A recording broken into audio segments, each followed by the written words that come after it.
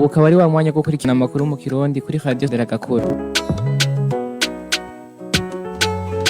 Radio Nderagakura irabibukije ko gukubita inkoshi canke inkoni umwana, ingumu, amakofe, imigere, kumukwega amatwi canke imishatsi, kumurya ibinuma, kumucekangura uriko uhohotera umwana. Bavyeyi, mwiteho kwama mwubahiriza agateka k'abana banyu.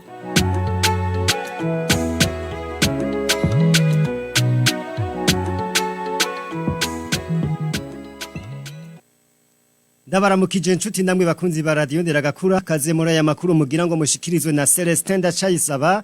Aya makuru akabashimikiye ku ngingo nkuru zikurikira. Ukwirimbura uko amafaranga leta y'u Burundi yategekanije muri uyu mwaka wa 2022 ushira 2023 yakoreshejwe ni kimwe mu biri mu ntumbero y'umwiherero w'iminsi ibiri abagize leta y'u Burundi barimwo ku murwa mukuru wa politike Igitega. Umukuru w'igihugu Evariste Ndayishimiye yuguruye icese ibikorwa vy'uwo mwiherero kuyu wa kabiri, akavuga ko hamwe wosanga barashitse kwihangiro bihaye Uburundi ngo bwoshika mu mwaka wa 2040 ari igihugu cifise. Ishiramwe ryishinze gushigikira igisata c'uburimi Akshar Purna ryaratanguje kuri uyu wa kabiri ifumbire ryiswe Purna Sampurna, maze iyo fumbire ikaba ikozwe mu buhinga kama mu ntumbero yo gushigikira isindimwa n'amagara y'abantu. Ubushikiranganje bw'indero n'ubushakashatsi busaba abarongoye indero mu ntara kwitaho cane amashuri y'imyuga, mbere amashuri amwamwe akaja arahindurwamwo amashuri yo kwigisha imyuga. Umushikiranganje François Havyarimana yabishikirije mu nama aherutse kugirana n'abarongoye indero mu ntara yabereye Igitega. Izo nizo ngingo nkuru zigize ya makuru ducishe mutumira mate hanyuma twinjire mu idonido.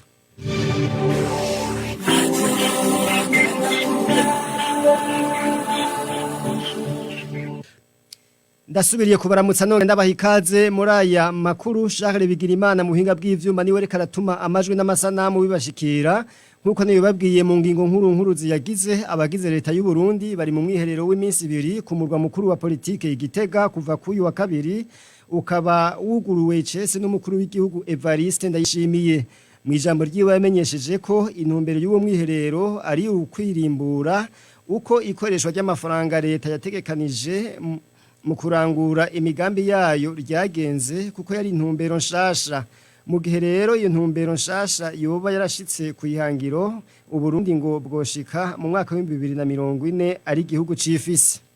Guhera mu mwaka w'ibihumbi 2021 shira ibihumbi 2022 narabonye ko twateguye ikoraniro ridasanzwe rijanye n'iterambere ry'u Burundi, aho abarundi bose nabo hanze bagiye hamwe twiga ingene Uburundi bushobora gutera imbere. Rero barashikirije ibitari bike bishobora gutuma Uburundi butera intambwe tukaba igihugu giteye imbere. Twaciye tubijako turakora, murabona ko twaciye dutangura guhindura ingene amahera y'igihugu akoreshwa ku mwaka, tuja ku ntambwe aho kare twahora dutunganya amahera tuvuga tuti n'amahera yahe tuzokoresha, mugabo ubu twagize amahera ahura n'imigambi. Ico ni gishasha. Rero twari tumaze igihe turi mu mwimenyerezo wo kuraba hari utunenge twongera turaba nuko bishoboka. None ubu rero umugwi w'abahinga twashizeho warahejeje gutunganya amerekero y'u Burundi mu mwaka wa 2040 n'umwaka wa 2060. Tukaba tuvuga ko mu mwaka wa 2040 twasanze bishoboka ko Uburundi co bari igihugu cifise. Kubera ivyo rero ico gicapo nico caruhuje kugira ngo turabe ingene tuzoshikayo. Rero kushikayo bijanye n'itunganywa ry'amahera y'igihugu. Murabona ko ubu turi ku mwisho uwo mwaka w'ibikorwa. Mwaka w'ibikorwa uhera mu kwezi kw'indwi. Ubu no gutunganya mbega kuva mu kwezi kw'indwi naho gushika mu kundi kw'indwi tuzokoresha amahera gute ku migambi meze gute. Vyumvikana yuko rero ubitunganywa ry'amahera azokora muri uwo mwaka ntawe risana n'itunganywa ry'amahera akoreshejwe mu mwaka uheze, kuko ubu twamaze gutosora utunenge twagiye turabona twotuma tudatera imbere. Rero iki nico tugiye kwiga twongera duca turaba rero ivyo tuzokora bizotuma tugira intambwe ya mbere yo gutambuka tuja muri ayo merekero y'ibihumbi 2040. twese tubona tuti aho twacerewe tumenyere tuzoza turahakosora kugira ngo dushobore gutera imbere. Rero twaramaze gutunganya umugwi w'abahinga, icambere duherako ni ukubanza kwiga iyo ntambwe ijanye n'ikoreshwa ry'amahera, hanyuma intambwe igira kabiri ni ukwiga ibizokorwa nyamukuru ku mwaka kugira ngo dushike, kuko icegeranyo tuzokura ngaha nico cegeranyo tuzoca twerekana kugira abarundi bose nabo bagiterere, baba abo hanze baba n'abari mu Burundi bose bazoronka akanya ko guterera kugira ngo duce tugira rero inyandiko y'ukuri izoba yerekana amerekero hamwe naho yoba umushikiranganje mushashaje ashikabona inzira ariko arafata kugira ngo twese tugende tuzi iyo tuja tudacererwa kandi tutajuragirika inzira twayiciye neza. Mu gisata c'indero umushikiranganje w'indero n'ubushakashatsi François Havyarimana asaba abajejwe indero mu ntara gushira imbere amashuri y'imyuga.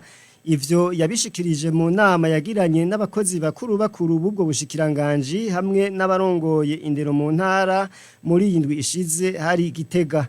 Umushikiranganje François Havyarimana gasaba ko amashuri amwe yoza arahindurwamwo amashuri yo kwigisha imyuga. Twaganiriye n'ikijanye n'amashure y'imyuga aho bibukanije guko mwari musanzwe mubizi yuko ihangiro ari ukugwiza amashure y'imyuga, ari naco gituma twabasavye mbere yuko bishobotse ajya amashuri amwamwe atarayimyuga buhoro yogenda arahinduka akavamo amashure y'imyuga. Ivyo vyofasha guko ntitwokwirwa turubaka ayandi mashure y'imyuga, twoca dukoresha ajya nyene ahashoboka hanyuma tugashiramwo ibikoresho bijanye n'imyuga. Ntihagire rero uzovuga ngo kugira ngo mu ntara iwanje haje ishuri y'imyuga ngo mbwizwa kubanza kubaka. Murabe yuko atashure iyi cankiriya ishobora guhinyanyurwamwo ishure y'imyuga. Tukibandanya makuru y'indero nyene bushikiranganje bw'indero n'ubushakashatsi bufadikanije n'inama y'abashikiranganje b'indero mu bihugu bikoresha ururimi rw'igifaransa Confenem hamwe n'ishira hamwe UNESCO baratunganije kuva kuri uyu wa kabiri uruganda rw'iminsi 2 rujanye no gushira hamwe ivyavuye mu gikorwa cyo kwihweza ingene ibitabo vy'inyigisho bitunganijwe. Umunyamabanga ntayegagizwa mu bushikiranganje bw'indero Frederic Bangirinama amenyesha ko bizofasha gutegura neza ibitabo muri kazoza kandi anakosorwe n'utunenge twahora twibonekeza mu bitabo bikoreshwa mu kwigisha. Ubushikiranganje bw'indero n'ubushakashatsi bugatunganije inama yo kurabira hamwe ivyavuye mu gikorwa cakorewe hamwe na AFD na Confemen na UNESCO ifatikanije n'umugwi w'igihugu w'abahinga bari bajeje gusuzuma ibitabo dukoresha mu mashuri shingiro cane mbega bikoze gute, utunenge twoba turimo n'utuhe kugira dushobore kuzokwikosora mu myaka iza. Ni igikorwa rero cakozwe mu bihugu bishika 13. Uburundi bukaba rero bwarasavye yuko bwojamwo muri iryo suzumwa. Barundi turakurikirana yuko mushikiranganje bw'indero turiko turasubiramo ivyigwa mu ishuri shingiro. Tugeze mu mwaka wa 4 twahereye mu wa mbere, ibitabo vyo mu yindwi gushika mu 9 navyo bikaba vyakozwe kuva mu 2012 vyumvikana yuko haraciye igihe. Naco gituma rero abo bahinga bariko bararaba mbega ivyo bashize mu rutonde rw'ivyigwa vyoba bifise akanovera ko kwemerwa mu bindi bihugu dusangiye akarere. Naco gituma ari bihugu vyinshi mwabonye yuko nko mu mugwi wacu harimo Central Africa, harimo no Burundi na Congo, kugira barabe yuko mbega ibitabo vy'u Burundi akanovera kavyo ko kwemerwa mu bindi bihugu akabijya dufise nakahe. Ico tubuze naco niki ibivuye muri iki gikorwa cyo gusuzuma ibiri mu bitabo abanyeshuri n'abigisha bakoresha bizodufasha kugira tushobore muri ibi bitabo bishasha turiko turakora kubikorerako kugira utunenge badutoye duce tuduhinyanyura dushobore gusohora ibitabo bifise akanovera kemewe muri ivyo bihugu twariko turakorera hamwe. Hari mico mibi, iyi mico ngo abagabo n'abagabo barongorane, abagore n'abagore barongorane, ivyo Imana harigeze bivuga kaje n'umuvumo. Kandi kibabaje ubu hariho n'abantu bigisha ijambo ry'Imana bamenyesha Imana babishigikira. ukaza wumva uvuze ngo abagabo n'abagabo barongorana n'ivumwe ubundi nawe mbona n'abagabo bobo ngo basambana ngo bobo sivumwe n'ibicumuro vyose mugabo iyo nivumwe Imana ntishobora kwihangana. Ndabasavye mwebwe abarundi, umurundi yava akagira n'aho azoba ari muri Amerika aja muri ivyo tumuvume tumugire ikivume mu gihugu cacu. Abarimyi b'umuceri bo mu ntara ya Bubanza na Cibitoke barashima uko baronkejwe ifumbire muri ririma ry'impeshi. Bakaba babivuze kuri uyu wa mbere mu gihe abakozi bakuru b'ihinguriro FOMI bari babagendeye kugira barabe uko ifumbire itangwa. Umuyobozi w'ibidukikije uburimyi n'ubworozi mu ntara ya Cibitoke Nyabenda Beatrice akemeza ko abarishe bose baronkejwe ifumbire bari basavye. Iyi nkuru tuyibaze mugenzi wacu David Irakoze. Nkuko bivugwa n'icegera cy'umuyobozi w'ihinguriro FOMI Manyangero Menegilde ngo urwo rugendo rwatanguriye mu ntara ya Cibitoke rukabandaniriza mu ntara ya Bubanza ngo rwari rufise intumbero yo kurimbura kwitangwa gifumbire kwirima ry'impeshi ririko riragenda. Abarimyi twaganiriye bakavuga ko ubu FOMI atafumbire baheraniye ariko bakidoga ko bataronkera rimwe iyo baba basavye yose. Itike FOMI idufitiye ntazihari gusa ikibazo dufise nimba dukomanze utonze ko ufiseho imifuko 50 canke 100 iyo utonze iraguha umumwe nimba ari iminsi 30 tone iminsi 30 ko kubize bwa bufuko 50 ntabwo ushaka kujana za jeto uko ayizijanye ngo iguhe yafumbire nkuko ayigomboye. Bagasaba ko mu gihe bahejeje kuriha amahera FOMI nayo yobahera rimwe iyo baba basavye. Twesho twosaba uno munsi nimba itubwiye ati zana avasi irumvikana gutanga avasi kuko ibona abo umuntu akeneye iki nkuko bivuga n'uko bikorwa ayasigaye nuko bayegeranije yo fumbire umwe nagihugu akava kuriha kugombora atora ibyiwe bikwiye byose. Ku ruhande rwiwe umuyobozi w'uburimyi n'ubworozi mu ntara ya Cibitoke Beatrice Nyabenda avuga ko baronse ifumbire ikwiye ko mbere bafise n'iyasigaye. Aha mu ntara ya Cibitoke twari twashoboye gusaba ifumbire muri FOMI twashoboye kwironka gushika ku itariki 31 z'ukwezi kwa gatatu ifumbire yose twari twashoboye gukomanda yari yashitse. Ifumbire iri muri stock ni yirenga kuyo twari twagize commande. Ivyo ngo biruko no mu ntara ya Bubanza aho ujejwe ububiko bw'ifumbire muri zone Gihanga avuga ko atabukene bwayo bafise kuri iyi mpeshi. Abatwitura ne bakiretse nk'abantu babasanzwe babakoreye iyi centre tuba nibo bacerewe kubera baba bari kuri ariko abandi bose twarabatunganyirije kuva mu kwezi kwa 2 no mu kwa 3 uko kwezi kwa 4 ku munsi turashobora kwakira nk'abene gihugu nka 5 canke 6 ariko minsi yose twama turaha ku bwabo nta muntu araza ngo asubire inyuma ngo nuko yabuze ifumbire ubu bose twarabatunganyirije nk'ibice nk'ijana kwijana ngo duharwe nk'amakantite bari bategekanyije kuzoduha muri zone yacu ya Gihanga twaranayarengeje kubivanye n'abantu mu masezo yaheruka baba bari barasigaranye nk'amabo mu mazu ariko ubu gushika ubu turaba nk'ama prevision bari bagize amavoca yose ari mu bene gihugu yaravuye. Ubwo rugendo rukaba rwakoze muri izo ntara za Bubanza na Cibitoke ngo kuko zisanzwe zikoresha ifumbire nyinshi ya totahaza geranije n'izindi ntara. Izo ngendo zizobandanya mu ntara za Kayanza na Ngozi Gitega hamwe na Karusi. Ugo rugendo rero rukaba rwabandanirije mu ntara za Kayanza, Karuzi, Ngozi na Gitega kuri uyu wa kabiri.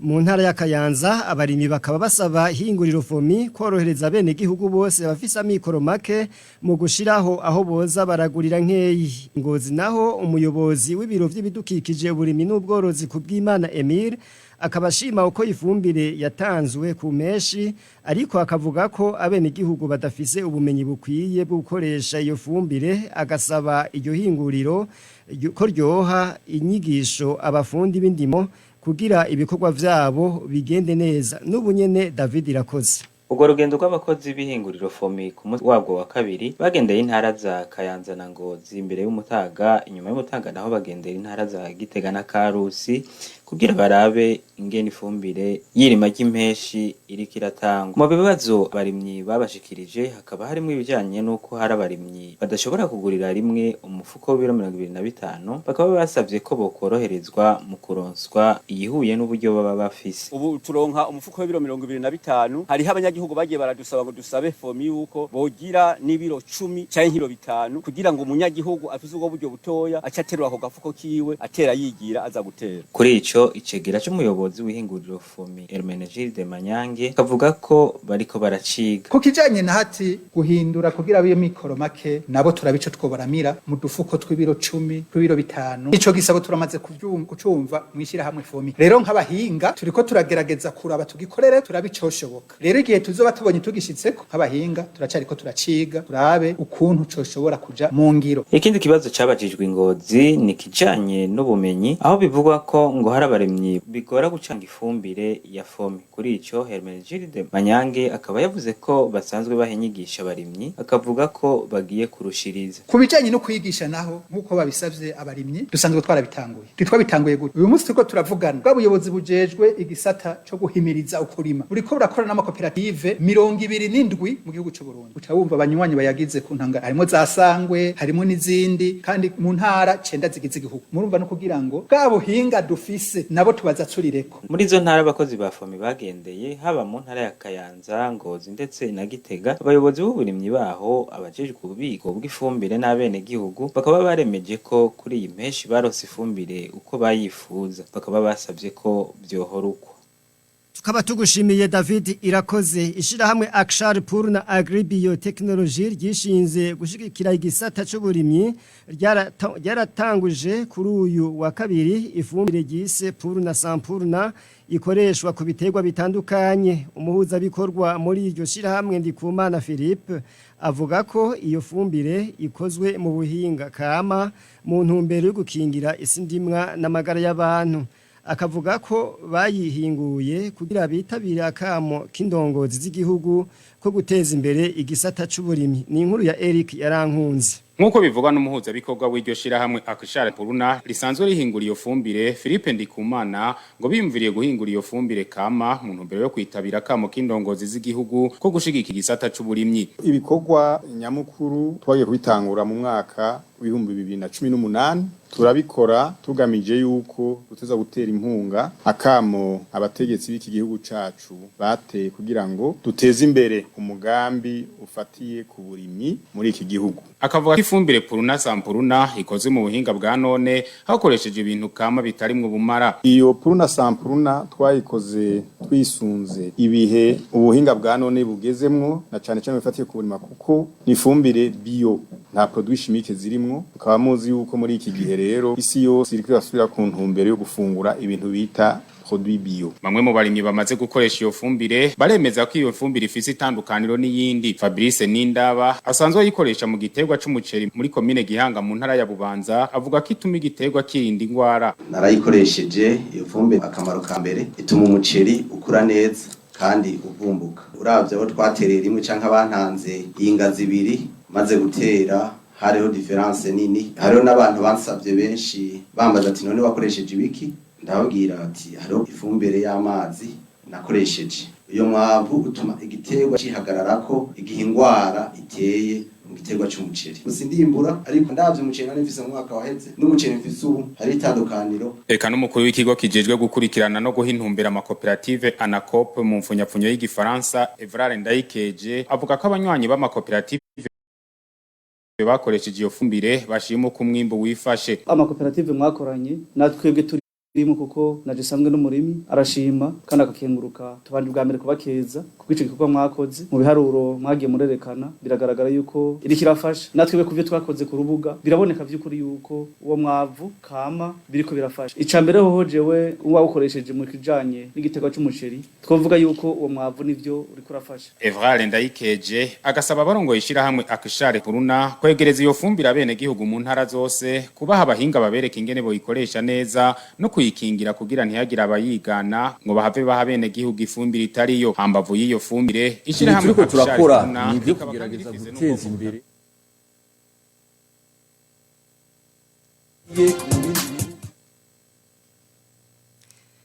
Ubuhinga ngurukana bumenyi bukwiye gukoreshwa mu biteza imbere igihugu hagukoreshwa mu bisamaza. Iyo ni impanuro itangwa n'umuyobozi mwishikira mu biro vya buramatari w'intara ya Muyinga Ndaruhekeri Denise ni mu gihe hagize iminsi hazunguruka ku mbuga ngurukana bumenyi inkuru zo mwigeme bivugwa ko ari uwo muri iyo ntara ngo yoba sambuzi ngo zabubatse agasaba abantu kwirinda gushikuza no gutanga inkuru batatohoje ahubwo batanga inkuru zubaka amahoro n'iterambere imuyinga hariyo mugenzi wacu Annonciate Ndayizigiye Nkuko bishikirizwa na Denise Ndaruhekere umuyobozi mwishikira mu biro kwa buramatari w'intara ya Muyinga ikoreshwa ry'ubuhinga ngurukana bumenyi ngo ntiriratera imbere ku bakenyezi no kubene gihugu bose bo mu ntara ya Muyinga muri rusangi ubuhinga ngurukana bumenyi novuga nti mu ntara ya Muyinga burakoreshwa ngabo kumbure ku bakenyezi n'abigeme naho nyene ntituragera ku rugero uvuga rushimishije kuko nabo usanga bariko barabikoresha nabo baba baraciye ku ntebe y'ishure canke n'abataciye ku ntebe y'ishure yego mugabo hariho agahaze nakahe nuko kumbure usanga abakenyezi bakenera gukora utuntu twishi haba mu ngo n'ibiki ugasanga umwanya wo kugira ngo ashobore kwiga amenye tindi ikino gikoresha uku canke iki biragoye. Denise Ndaruhekere amenyesha ko ubwo buhinga bwaringira akamaro kuko butuma abantu bunguka ubumenyi mu bisata bitandukanye uyo muyobozi mwishikira akababazwa cyane n'abantu bihutira kurungika ku mbuga ngurukana bumenyi ibintu atana kimwe vyungura igihugu. Ikindi naco kumbure co kunegura ni kijanye n'abakoresha ubuhinga ngurukana bumenyi bakabukoresha mu bintu bitameze neza ugasanga bariko aho kubukoresha mu byo duteza imbere mu byo tuma umukenyezi atera imbere canke umurundi atera imbere bakabikoresha mu byo kucyozanya kuzana ubuntu butagira umutwe n'amaguru ivyo rero kabisa naho duhamagarira abakenyezi kumenya gukoresha ubuhinga ngurukana bumenyi niba bukoreshe mugabo mu bintu ziterambere barungika ibintu vyatohojwe bifise ukuri kandi bifise n'akamaro bizomarira ababiraba ababisoma ababikurikirana umuntu akavuga ati mfatiye kuri iki canyigishije ibi agatanga karorero ku bimaze imisi bizunguruka kuri izo mbuga ngurukana bumenyi ko hari umwigeme wo muri iyo ntara ya Muyinga ngo yoba yamaze ingo z'abandi azisambura ntanze nk'akarorero kuri kimwe mwari mwambajije mbega none mengo kamara amagambo haravuzwe y'ibintu jewe narababajwe n'ukuntu bijya bintu byaduze bikaca nkeka kwisi yose mugabo ari ikintu c'iterambere umuntu yashizeko nta wigera kiraba ngo akivugeko mugabo bijya ugasanga uriya hehe hose ibiki n'ibindi nivyo rero tushaka yuko abantu babona ko ubuhinga ngurukana bumenye atari ubwo kwerekana bibi gusa ahubwo nyabuna vyiza niho tuzoba tubwiswe ubuhinga ngurukana bumenyi nyezina mwomenya ko mu ntambamyi bafise muri iyo ntara mwikoreshwa ry'ubuhinga bwa none harimwo ikena ry'umuyaga nkuba mu bice bimwe bimwe n'umuvuduko muto w'imihora ya internet imuyinga Annonciate Ndayizigiye ku radio Nderagakura.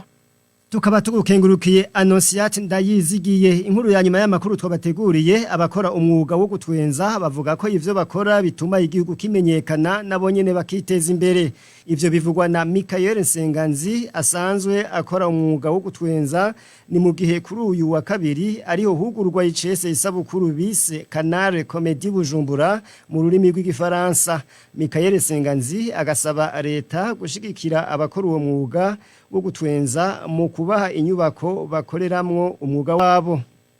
Ibi turiko turakora nivyo kugerageza guteza imbere Uburundi, guteza imbere ukuntu abantu babona Uburundi. Kuko iyo ugiye mu bindi bihugu canke babonye umukomezi ava i Burundi, ni nkaho aba ari umu ambassadeur w'u Burundi. Ko baravuga ati naka avuye hano. Ukoze akazi kawe neza bavuga ati umva si vya bindi dora twumva hariya gusa barafise nico kintu bona ciza kiri muri bino bintu turiko turategura. Gushira imbere abantu b'aba artiste b'abarundi kugira bashobore kwiteza imbere no guteza imbere igihugu c'abavyaye. Ico no babwira nuko bakwiye kuza bakavyirabira bizoba kuwa mbere kuwa kabiri kuwa gatatu bizobera hariya kuri École Française binjira ni 5 hama kuwa kane ngaha kuri Centre Culturel du France niho tuzoca tugira iriya emission ya Canal Comedy Club akamo leta mu kubandanya ituba hafi ikadufasha kugira ibintu bitera imbere ico je mbona twaba dukeneye ni nk'ama infrastructure nk'ahantu nkakura amazi kubona Palais des Arts ukuntu imeze ni inyubako nziza cyane hanyuma tukagira nandi ma Palais des Arts ahantu henshi nyinshi mu ntara nyinshi uburyo abartiste bahageze nabo nyene bakorera ngaho ko kugenda ugakora location y'amatante n'ibiki amamiliyoni n'amamiliyoni natwe tuba turiko tutafise ni ibintu bigoye ariko ndabizi yuko dufise Imana ikatuja imbere na leta ikadufasha natwe tugakora tukerekana ibyo dushoboye nta kintu tutoshobora kandi tutoshika.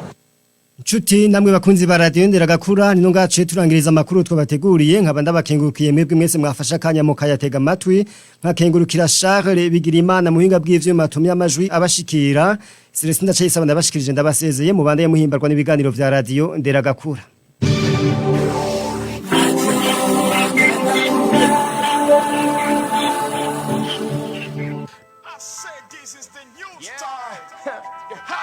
We like it. Yeah, yeah, yeah.